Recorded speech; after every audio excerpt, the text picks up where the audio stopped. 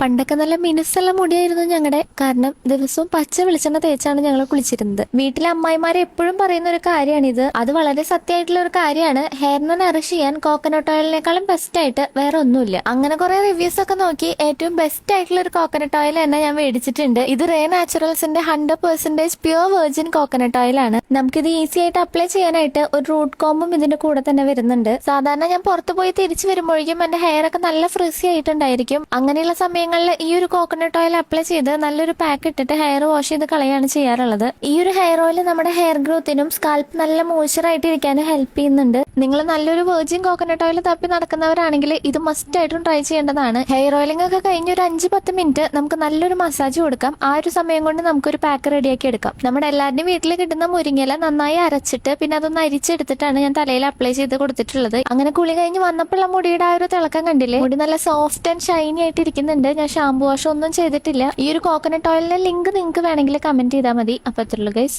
By.